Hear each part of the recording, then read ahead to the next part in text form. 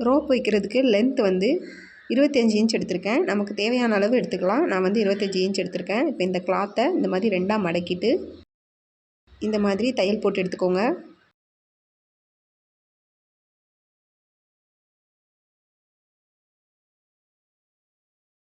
இந்த எக்ஸ்ட்ரா இருக்க பீஸெல்லாம் கட் பண்ணி விட்டுருங்க.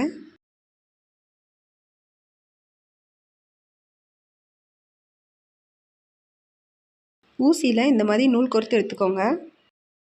இந்த மாதிரி ஒரு சைடில் குத்திட்டு அந்த நாட்டில் ஊசியை குத்தி வெளியே எடுத்துக்கோங்க. இந்த மாதிரி நாட் போட்டுட்டு இப்போ ஊசியை உள்பக்கமாக விட்டு இந்த மாதிரி கொஞ்சம் கொஞ்சமாக உள்ளே தள்ளி வெளியே எடுத்துக்கோங்க.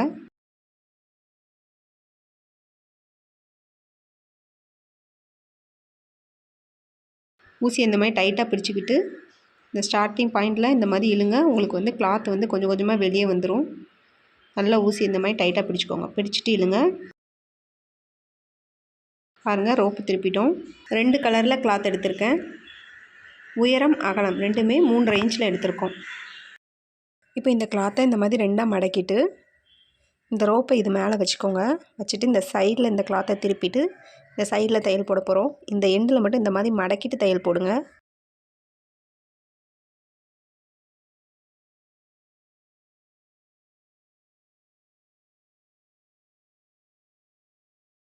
இப்போ இந்த கிளாத்தை இந்த மாதிரி வெளிப்பக்கமாக எடுத்து விட்டுருங்க.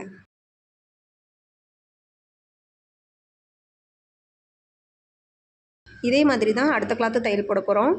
ஒரு 1 இன்ச் கேப் விட்டுட்டு இந்த கிளாத்தை 2ஆக மடக்கி இந்த மாதிரி வச்சு ஒரு சைடாக மடக்கிக்கோங்க. இந்த சைடில் தையல் போட போகிறோம். இந்த எண்டில் இந்த மாதிரி மடக்கிட்டு தையல் போடுங்க.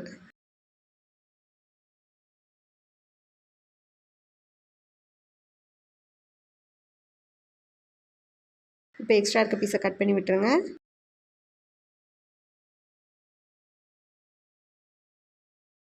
பாருங்கள், திருப்பிட்டோம்.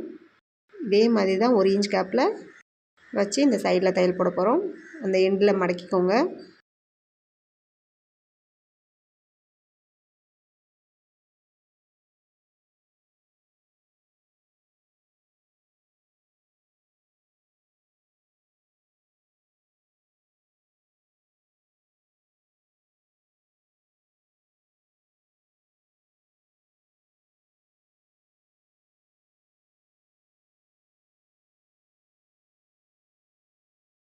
இதே மாதிரி 1 இன்ச் கேப்பில் தையல் போடுங்க. எண்டில் மட்டும் மடக்கிடணும்.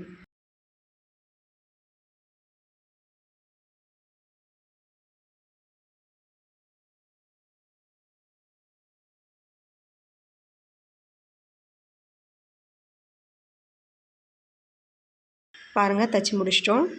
ரொம்பவே அழகாக வந்திருக்கு. தேங்க்யூ ஃபார் வாட்சிங்.